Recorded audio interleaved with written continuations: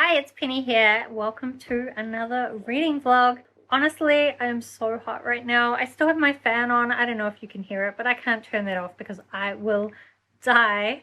Also, I just finished my second day back at work. I'm totally not ready to be back at work still, but I'm going to try really hard just to get straight into doing non-work things after work, because yesterday I needed like 2 hours of recovery, and then by the time it got to bedtime I was like, I really wish I had just like another 2 hours. So we're going to try and claim that 2 hours today. I do have to go into the office tomorrow, which I'm not super happy about, but the office does have air conditioning, so that might be one good thing.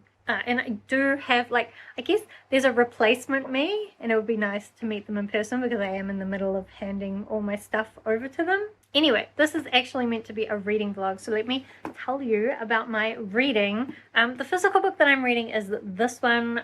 I'm going to suck at saying this name, but I'm trying. It's Kurangaituku, maybe. So that's basically the bird woman. So there's this Maori myth called Hatupatu and the Bird Woman, about this Maori man who goes out, gets captured by this bird woman. She leaves all the birds to watch him. He captures them all, potentially kills them all, depending on the version of the myth, and then he escapes. When she's chasing him, he's stolen these magical cloaks. So when she's chasing him, he asks this rock to open, and it does, so he can hide inside this rock from her. And then later on, he goes across these mud pools, and she dives in to try and attack him, and ends up dying in the mud pools. And then he lives happily ever after. I think there's maybe versions of the myth that maybe aren't quite so happy. Maybe they're all happy. But, well, happy for Hatupatu, not so happy for the bird woman. So this is like the bird woman's story. I think it's probably kind of accurate to say that it's a little bit like Circe, where Circe is the monster in the Greek myth of Odysseus. And then Madeline Miller wrote this story around the backstory of Circe and gave her kind of her own story. And this is Whiti Hereaka writing the bird woman's story. The really cool thing about this book is that you can start from either side. So basically, this is kind of like the day side. I think I've heard the author call it like the mirror side, because this little bird is the mirror. And then you can read it from that side, and it goes through until about halfway, when there's this, in the middle there's like the myth of Hatupatu and the bird woman, but it's written like on, like the pages on opposite pages. One's up the right way, one's up the wrong way, because one you'd be reading from the other side. So you read the myth of Hatupatu, and then you flip over and read the other side. This is the Ruru side, which is the night side. Ruru is this gorgeous little New Zealand owl. I had thought that I would read from the day side to begin with. The author says you can start from either side though, and I accidentally ended up reading this side, so this is the side we're going with. I would have said that I've been absolutely loving it, and I am. But the first introduction section was all about Kurangaituku talking about like her unrequited love for Hatupatu, and just the way that this unrequited love was written, and the way she's describing her own creation and how she's based in imagination. It was so beautiful. And then the second chapter, she goes down into Rarohinga, which is like the Maori underworld, and she meets Kurangaituku, who is like kind of the first woman, but when she found out that, well, maybe she's kind of the second woman, but anyway, when she found out that her husband was also her father, she basically left the world, and she lives in the underworld waiting for humans like to meet their end. And Kurangaituku kind of has an affair with her, and that was described in a really beautiful way. But then the next chapter was a little bit weird. We go on to meet Whiro and Tu. So Tu's the god of war, and Whiro is like the first man who indulged in cannibalism, and they've got this whole like continuous war thing going on in Rarohinga. But I felt like their bit was a little bit comedic, and it almost put in my mind like Tweedledee and Tweedledum. It's probably not fair, but it's just like after such lyrical, beautiful writing, I was not ready for like a comedic section, especially when we're talking about the god of war and like cannibalism.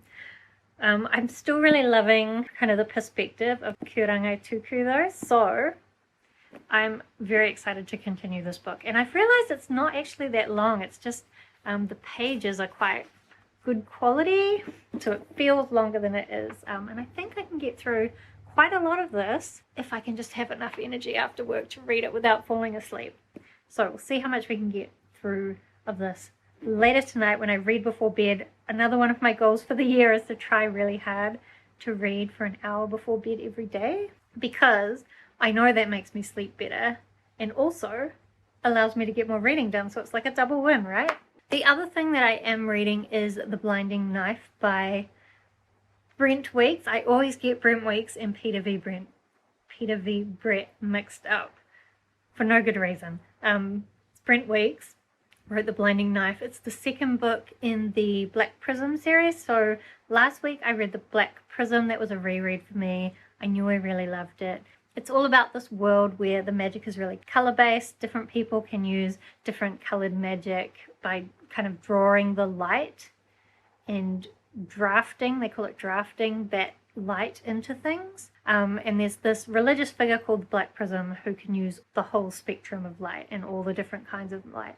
But one, he knows that he's going to be dying, and so he's come up with these great purposes that he wants to achieve for each year that he believes he's going to have left. But as well, there was in the past a war, and it was a war between him and his brother, who was the Prism, and he took his brother's place. And ever since then, he's been living a lie. And some of those lies started to unravel at the end of the first book. And I'm really looking forward to, in the second book, seeing how the characters discover these connections and what they do about it. There is also this new big war going on. So there's certain people who use these powers that, I guess when you use the powers enough, they believe that you become corrupted by it, and they call them color whites. Because like I think like their iris is kind of burst. Probably not a good description of it. Like bleed into the whites of their eyes. And they believe that at that point people go mad, and a lot of them do. We met in the first book quite a few of these color whites that have like used the magic to like change their own appearance and their bodies, and they're obviously not quite thinking straight. But I do think, from what I've picked up on the clues, that some of what they believe about these color whites is not going to be true. So I'm really looking forward to those reveals as well. And I really love the writing style. It's kind of very snarky and fun while also being very serious. I don't know. I'm enjoying it.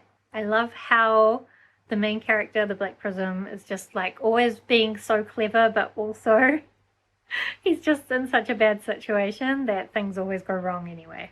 Anyway, as well as doing some video stuff tonight, I need to do some housework.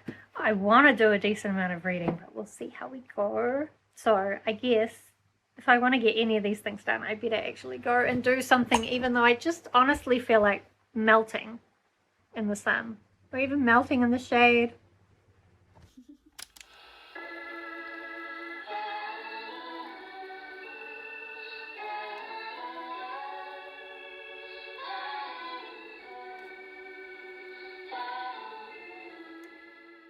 Okay, I'm annoyed because some of my footage, I filmed an update for you last night and it corrupted itself, which I had that problem last week. I do think I've worked out though that it is not my cameras or my SD cards causing the problem. It's my iPad, because I always put my footage onto my iPad and it doesn't deal properly, I don't think. Even though I'm not pulling the card out until after I've copied the files, I think it's already kind of ruined from the previous time I had the card, and then it does some kind of fixing thing that corrupts all the files, which is very annoying. I think I have a workaround, hopefully. So we'll see whether my workaround works and I can avoid having all these corrupted files, because it's very annoying and very stressful when you're trying to make videos. Anyway, I'm working today. It's a meetings all day, but the meeting I just had went really well, and I'm feeling much more positive about work and life. So maybe things aren't so bad. Or maybe, I don't know. Anyway, let me update you on my reading. There's not that much to say though. I think I'm about a third of the way through The Blinding Knife at the moment. Honestly, I said a bunch of stuff to you last night about it, but I've forgotten what I said. I am really liking it. Kip, the young boy who is related to the prism in some way, he is now at this magic school learning how to use the magic. There's all sorts of problems he's having because of these connections that he has. Some people are wanting to bully him, some people are wanting to kill him, and he's just kind of struggling and finding friends and kind of all that magic school stuff, but in this world of crazy politics, which is quite interesting. As well, his grandfather is quite eccentric and he's making him play this card game with him, but it's like quite, to me it almost sounds like something like Pokemon or Yu-Gi-Oh or something, but anyway, he's playing this card game and trying basically to convince his grandfather to accept him into the family, as well as dealing with school bullies and all this other stuff. So that stuff I'm quite enjoying. I will say the stuff with the prism, he's mainly at the moment just setting up for this bigger war that's going on. So I like a lot of the like political intrigue, but I don't really care about war.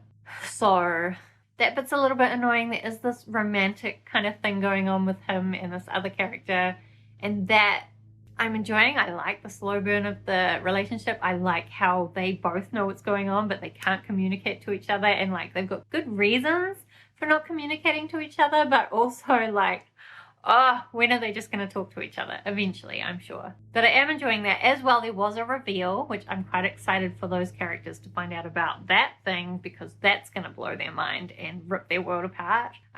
So I really like the way things are kind of set up and the way you know about things before the characters know about them. Can you hear my oven? It's telling me that my dinner is ready. So, I mean my lunch. What time of day it is?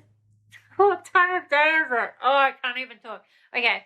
I don't think I've read much more of this since I last talked to you. I read a little bit more. It was quite dark. Kurangaituku, I'm getting better at pronouncing that. She's kind of indulging in revenge and just her darker side. I'm really enjoying that, and I quite liked how it was written. Not quite maybe as dark and beautiful as I would have liked, but I did enjoy that part, and I'm interested to see what will happen next. The other thing that did happen last night that I wanted to show you guys is this bookshelf that I built. Somehow it's turned into 2 bookshelves. Da, da, da, da. You can't really see it, but I built another bookshelf, and I've actually got the extensions to make it higher on the top as well, which I'm excited about. And I'm kind of thinking of putting some of my favorites on here. Oops, my camera's stands falling apart, but I want to put some of my favorites on here, as well as maybe like have a shelf for all the books that I read for the year. I was thinking, I don't know, on my main shelves in my library at the moment, in my library, this is my library. In my lounge, I moved all my other shelves out there, and at the moment, as I've been reading books, there's been nowhere to put them on the shelves. So I'm hoping that if I take some books off there, then those ones that are stacked in piles will have somewhere to go. But I don't know when I'll actually have time to do it. Probably I will do it when I don't actually have time to do it, because I just want to do it. But we'll see when it happens. I do have to do work for the rest of the day, and I better go and have my lunch. Hello, I feel super fancy because I got myself this, you can't see it, I got myself a handle to hold my camera when I'm vlogging and like control it a bit better. I totally don't need it, but I wanted it, I guess. Also, I added like this extension shelf to my bookshelf. I don't know if I like it because like it's very high now, and also that shelf is very big compared to kind of the size I would want a shelf to be. But if you like put an extra shelf in there, I think it would be too small for books, so that is annoying. I don't know how I'm gonna make that work. Also, once I put that extra bit on, I was like, now I'm afraid of it falling on me. Before I wasn't afraid. Now I'm like, wow, maybe I do need to attach it to the wall. Or at least if there's an earthquake, I don't want to be anywhere near these bookshelves. We don't get too many earthquakes in Auckland though. Anyway, Jace is coming around momentarily, and I guess we'll go and try and enjoy the sunshine. I don't actually know how much sunshine there is. A little bit, hopefully. So I'm going to do that. I haven't read any more of Kurangaituku just because work was, first week back, I thought it wouldn't be too bad. It started out not too bad, and then it just like blitzed my brain, and I'm very happy that there's now only 50 days left to go. Oh no. Oh, it's terrible when you start counting down like that. I really just want to get the most out of work that I can in the last 50 days. Like, and try and do some cool stuff there. But we'll see, we'll see. Also just trying not to have it blitz my brain. So also I have listened to some amount of The Blinding Knife. I can't tell you because I was listening to it and I'd forgotten to charge my phone, and now my phone had turned off, so I don't know how far through I am. Maybe halfway, let's say halfway. That's what's going on with my hair. It was annoying me, but I thought it was my sunglasses. My hair, I really need to dye my roots again, but who knows when I'll do that. Anyway, I'm distracted. I'm actually really liking Kip's story and how he's building all these relationships with the other Blackguard, which is like this elite fighting force that use the color magic when they're fighting. And I'm a little bit scared though, because as we get to know more of those like recruits for the Blackguard, I feel like eventually they're going to end up in this war and a bunch of them are going to die and it's going to be really traumatic. That's what I feel like we're setting ourselves up for. But also, like, there's a few different prophecies going on, and I feel like Kip's actually going to play a really big part. I almost feel like the current Black Prism might just kind of peter off. I don't know. Anyway, I guess you can tell there's a lot going on, and I'm quite excited to see where it will go. 5 books, so I'm only on the 2nd book. So we'll see where we get to in this book. But probably I won't do any more reading till Sunday, because after this stressful week of work, I need some nature to make me happy again.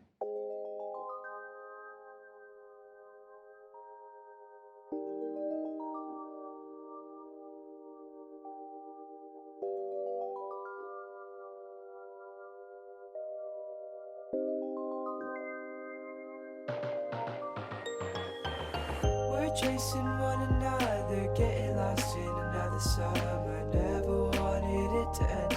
Now I'm losing all my friends. I'm reminded of the pain when I'm on the interstate, me and the moon, and we think of you.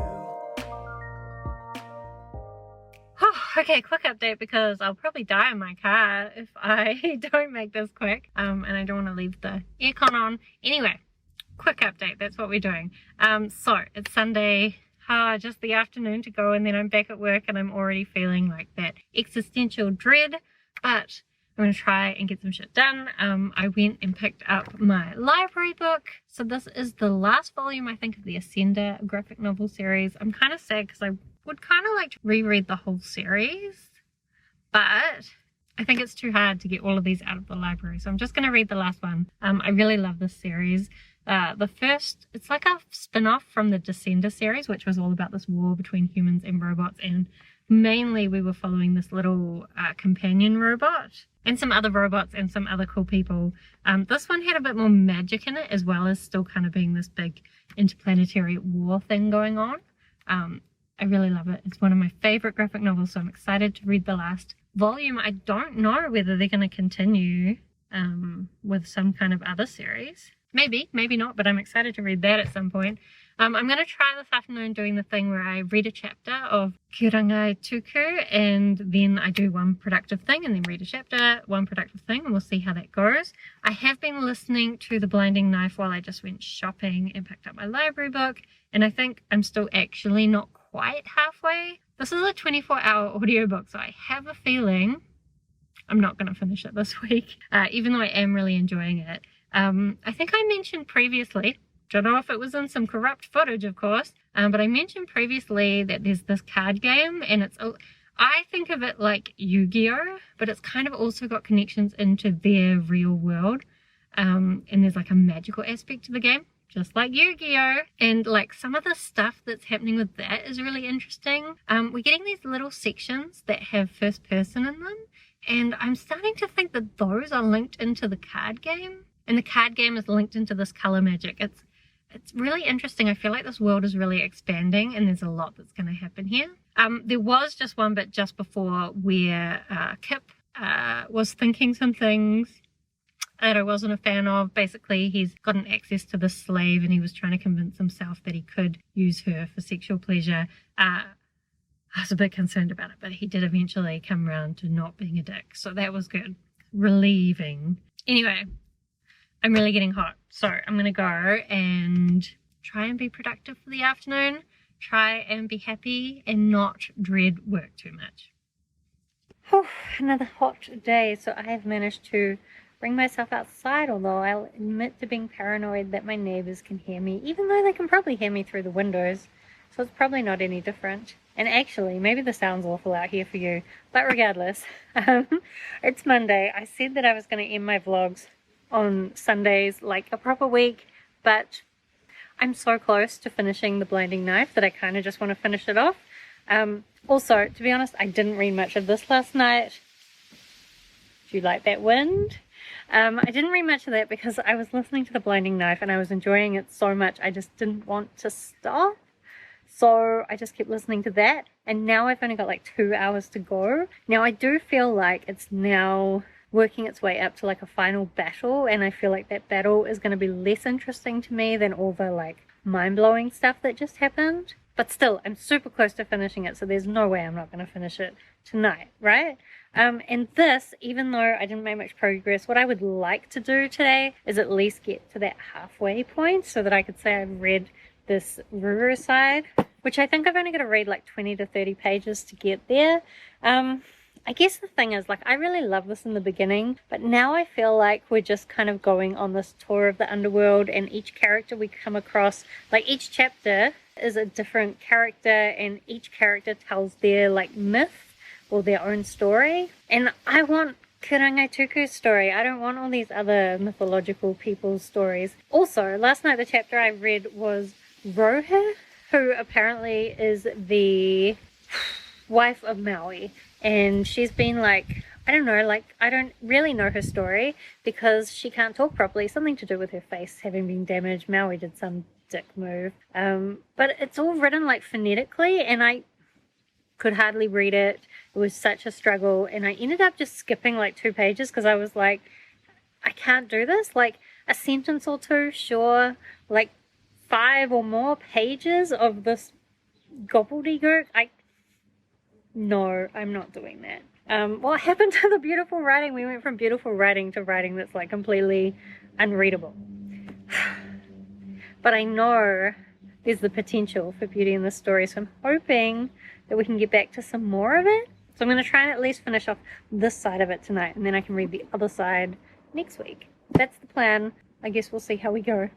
Good morning. So I have been working on these shelves, and like I still don't really know what I'm doing with the top shelves, but look, I've put a bunch of my favorites on here, and I'm pretty happy with how it's starting to come out. It's only a beginning. I think I've got a lot more work to do on my bookshelves because my ones in the lounge right now are kind of demolished. I'll take you and I'll show you. While I take you, I'll tell you that I've been reading The Black Prism, and I finished it. I finished The Black Prism and I loved it. I just spent half the ending being like, what the fuck? Because it was so, like, it changed everything about the story. It opened the world up so much. And I just really loved how it did that. And I'm really excited to continue because I just want to know what happens next, even though I'm going to put it aside a little bit because I feel like when you read a series too much in a row, you also kind of lose the plot a little bit. But I'll definitely come back to it in February, which is not that far away. So these shelves, you can see, like, there's several gaps. And, like, I mean, down here behind the sofa, even more messy. Like, what are all these gaps? So I've got some bookshelf work to do. I mean, really, I'd like to put some proper bookshelves out here instead of these crappy ones that are like all just stacked together and always feel like an earthquake risk, although the other one feels like an earthquake risk too now. I need to attach it to the wall. So this is a walking into the vlog. The other thing that I have not really done as well as I would have liked to do is that I was reading Kurangaituku, and I've read the first part but not the middle Hatupatu part, and like I liked it. It was okay, but just the beginning had so much promise that I don't feel like it delivered on. It was interesting from the perspective like learning more about Maori mythology, especially with the Underworld. Who is honking their horn? How rude. So I guess I'm going to continue this in the next week and we'll see how we go. I really hope there can be some really beautiful parts. I really hope. Otherwise, I'm just going to go back and read those first 2 chapters and feel the happiness that those brought me. Anyway, I am supposed to be working, so I better go and do that. But thank you for hanging out with me this week. Do let me know if you have read any of the books I read this week, but I think that would only be The Blinding Knife. Did I call it The Black Prism earlier? Anyway, let me know if you've read that series or if you're interested in reading it. Otherwise, thank you for hanging out with me this week. I hope that you are doing well, and I will see you next time.